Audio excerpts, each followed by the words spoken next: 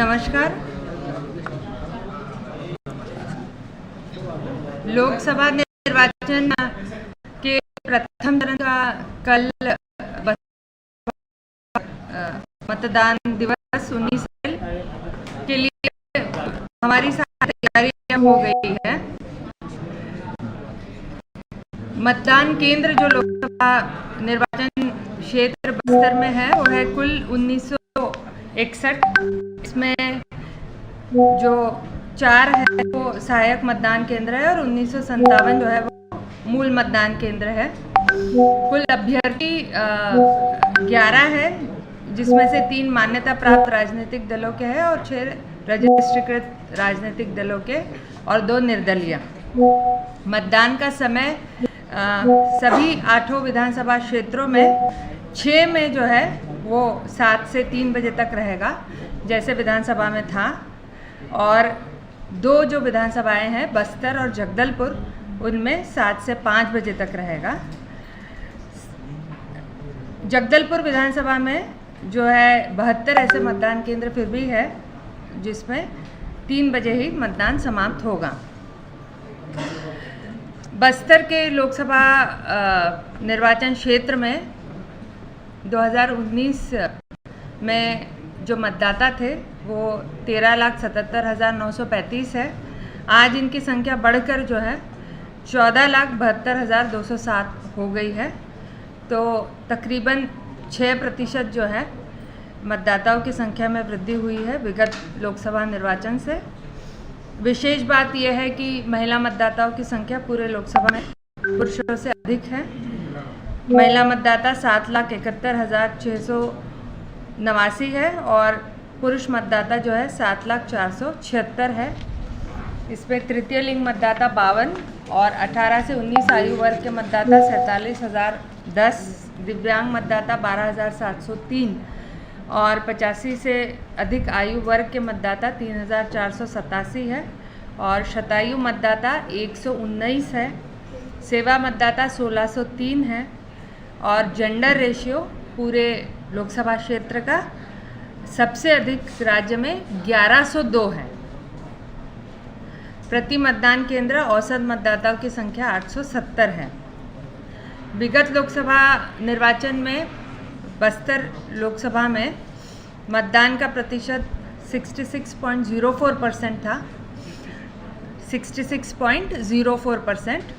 विगत विधानसभा में जो 2023 में थी, उसमें जो मतदान का प्रतिशत है वो था 73.26%, और ये जो पिछली विधानसभा निर्वाचन था उससे लगभग 2.7% है अधिक था। तो हम उम्मीद करते हैं कि इस बार भी पिछले लोकसभा से अच्छा और विधानसभा से अच्छा जो है मतदान का प्रतिशत पूरे बस्तर लोकसभा क्षेत्र में रहेगा। हमने विशेष रूप से जो तैयारियां की है, पूरे हमारे जो 1961 मतदान केंद्र हैं उनमें 191 ऐसे मतदान केंद्र रहेंगे जो कि पूर्ण रूप से महिलाओं के द्वारा मतदान करवाया जाएगा। मतदान कर्मी 100% और सुरक्षाकर्मी महिलाएं होंगी। 8 दिव्यांगजनों द्वारा संचालित और 36 जो है युवाओं द्वारा संचालित होंगे और 42 मतदान केंद्र मॉडल या आदर्श मतदान केंद्र रहेंगे। भारत निर्वाचन आयोग के निर्देशानुसार जो है सभी जो आदर्श आचरण संहिता के संबंधित निर्देश थे उनका कड़ाई से इस क्षेत्र में हमने सुनिश्चित किया है कि पालन हो। जो पोस्टल बैलेट की स्थिति है वो ये है कि हमने जो होम वोटिंग की है लगभग 219 जो है हमें घर घर जाकर डाक मतपत्र से मतदान करवाया है, और जो निर्वाचन ड्यूटी में तैनात कर्मचारी हैं उन्होंने 2188 पोस्टल बैलेट्स कास्ट किए हैं, और सेवा मतदाता जो है 1603 है। इनसे जो है 1603 में से 140 के जो है हमें प्राप्त हो चुके हैं पोस्टल बैलेट। इसके अलावा जो मतदान कर्मी हैं वो विशेष रूप से निर्वाचन ड्यूटी कर्तव्य प्रमाण पत्र यानी कि ईडीसी के माध्यम से इस बार वोट डालेंगे। ऐसे लगभग 9,971 हमने ईडीसीज या निर्वाचन कर्तव्य प्रमाण पत्र हमारे 10,000 कर्मचारियों को जारी किया है। जो हमारे दुर्गम और संवेदनशील मतदान केंद्र थे उनमें हमने जो डिस्पैच किया है वो इस तरीके से प्लान किया था कि मतदान दिवस से कम 2 या कहीं पर 3 दिवस पूर्व हमने डिस्पैच किया है पार्टीज़ को। इसमें से कुछ अति संवेदनशील क्षेत्रों में हमने इंडियन एयरफोर्स और बीएसएफ के हेलीकॉप्टर्स के माध्यम से भी हमारे मतदान दलों की रवानगी की है। ऐसे मतदान दल 156 हैं जिनमें 919 मतदान कर्मी हैं। इनकी हमने 16 तारीख को और 17 तारीख को और आज 18 को कुछ को हमने रवाना किया है हेलीकॉप्टर के माध्यम से। इस पूरा क्षेत्र में 196 जो है क्रिटिकल मतदान केंद्र शामिल है जहां पर विशेष रूप से केंद्रीय सुरक्षा बलों की तैनाती की जाएगी। इसके अलावा जो हमारे कुछ बूथ है 811 यानी 50% बूथ में हम वेबकास्टिंग या लाइव वेबकास्टिंग करेंगे। कानून सुरक्षा के दृष्टिगत सभी मतदान केंद्रों में निष्पक्ष और निर्भीक रूप से मतदाता मतदान कर सके, इसके लिए हमने 307 सेक्टर मजिस्ट्रेट्स और सेक्टर अफसर्स को नियुक्त किया है। इस बार विशेष ये रहेगा कि सभी बूथों पर बीएलओज जो है वोटर असिस्टेंस बूथ सेटअप करेंगे जहां पर अल्फ़ाबेटिकल ऑर्डर में जो है मतदाता सूची उपलब्ध रहेगी, जहां पर मतदाता एकदम सरल और सहज तरीके से मतदाता सूची में अपना नाम खोजकर मतदान कर पाएंगे। जो ईवीएम की उपलब्धता है वो हमने सुनिश्चित की है कि तकरीबन 130 से लेकर 140% तक सभी जिला स्तर पर इनकी मात्रा उपलब्ध रहे।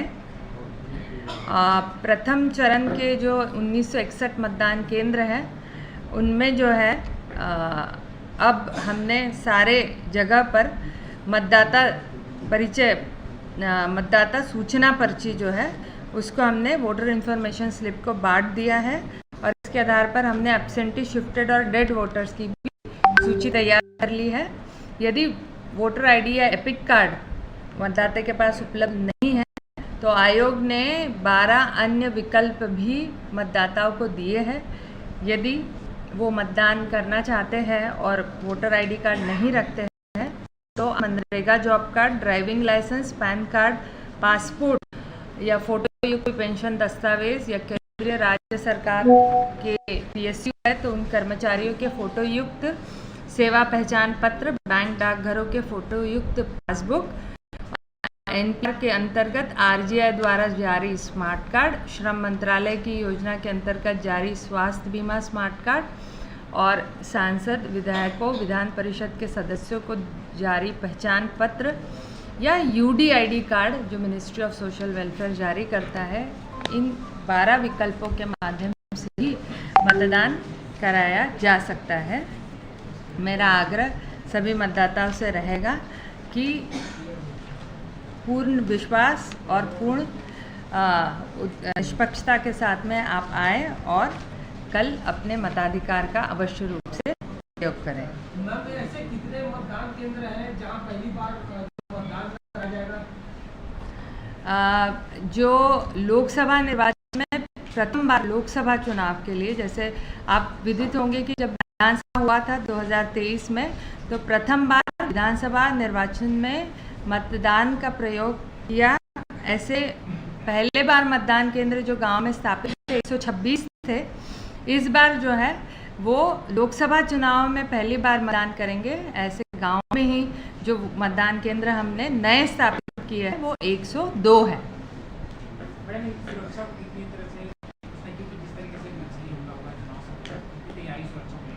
सुरक्षा इंतज़ाम है, वहाँ हमने लगभग 350 कंपनियाँ जो है केंद्रीय सुरक्षा बल तैनात किए गए हैं।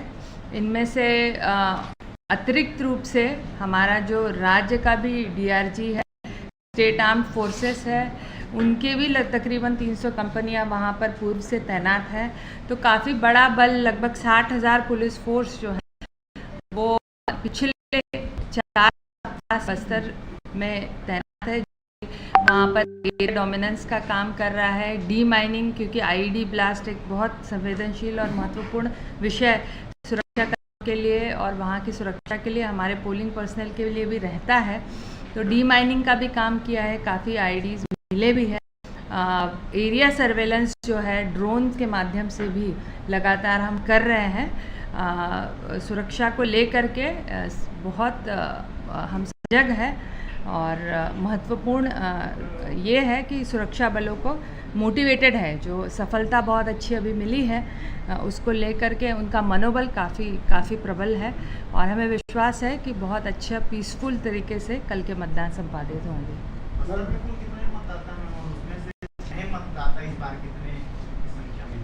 कुल मतदाता मैंने अभी बताया 14 लाख जो है 72,000, उसमें 18-19 वर्ष के 47,010 जो है ये नए मतदाता है। अभी उन्होंने जनवरी में पूर्ण किया है 18 साल। कितने सोशल मीडिया पोस्ट हटवाए गए हैं राजनीतिक दलों द्वारा या सत्यापन? हाँ, ये हम आपको पृथक से जानकारी बिल्कुल उपलब्ध करवाएंगे। काफ़ी हमने इसमें काम किया है और कारगर कार्रवाई भी हुई है। यदि कोई राजनीतिक दल सेना की ड्रेस वगैरह का इस्तेमाल करता है या पहनता है तो ऐसे कुछ में कार्रवाई निर्वाचन आयोग ने की है, क्योंकि शहर में ही कई जगह PM मोदी के पोस्टर लगे हुए हैं सैन्य वर्दी, जिसको लेकर सब आयोग ने कुछ संज्ञान लिया है क्या? इस तरीके का कोई शिकायत यूनिफॉर्म्ड सर्विसेज का मिसयूज़ करने की अभी मेरे पास नहीं आई है। आपके माध्यम से मुझे पता चला है, इसको हम इन्वेस्टिगेट करेंगे। दिव्यांग और जो बुजुर्ग मतदाताओं के मतपत्र एकत्रित के लिए किस तरह से प्रयास किया जा रहा है? अभी जो प्रथम चरण चुनाव में क्या व्यवस्था की गई? हाँ, जो प्रथम चरण के चुनाव थे उसमें हमारे पास 219 जो है, इसमें 135 जो है वरिष्ठ मतदाता और 84 दिव्यांग मतदाताओं ने अभी अपने मताधिकार का प्रयोग किया है घर पर ही रहकर। तो ये जो होम वोटिंग की सुविधा है 219 अभी तक यूज़ हुई है। इसके अलावा भी जो मतदान केंद्र है वहाँ पर विशेष रूप से दिव्यांग रथ या मतदाता रथ का कल संचालन होगा। सारे 1900 मतदान केंद्रों में विशेष रूप से इनको घर से लाने और दोबारा पहुँचाने की सुविधा निःशुल्क रूप से उपलब्ध रहेगी। और जो हमारे वरिष्ठ मतदाता है, दिव्यांग मतदाता है, उनको किसी भी तरह से किसी भी लाइन में खड़ा नहीं रहना पड़ेगा ताकि सुगम और सुचारू रूप से वो अपने मताधिकार का प्रयोग कर सके। मैम, अभी आपने बताया कि P-3 में बहुत सारे मतदान केंद्रों को रवाना किया गया था, तो इनके वापसी की कोई समय सीमा? हाँ, सभी की वापसी जो है, एक तो कल भी डी इंडक्शन होगा, तो पोलिंग डे पे शाम को 3 बजे जैसे मतदान समाप्त होता है उसके बाद उनकी रवानगी होगी। और अधिक से अधिक P+1 और कुछ केसेस में अगर वेदर साथ नहीं देगा, अगर क्योंकि कई का हवाई हमने मतलब एयर से हेलीकॉप्टर से हमने इंडक्शन किया है, तो जो डी इंडक्शन है, रवानगी है उनकी, वो हवाई मार्ग से ही होगी। तो वेदर ठीक नहीं रहा तभी P+2 में यानी कि पोलिंग डे के 2 दिवस पश्चात हम करेंगे, नहीं तो 90% जो है वो P+1 और पोलिंग डे पे ये रवानगी हो जाएगी।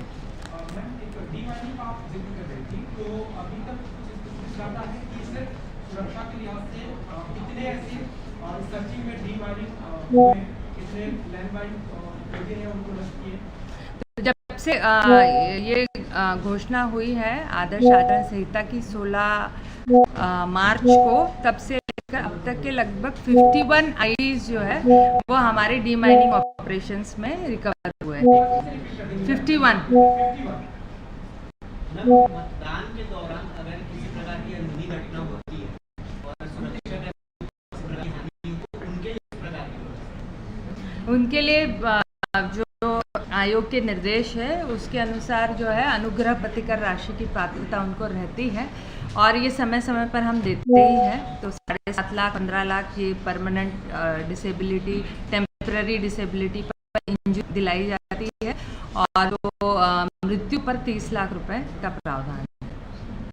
Thank you. पिछले 4 चुनाव मतदान प्रतिशत हाँ वो हम दे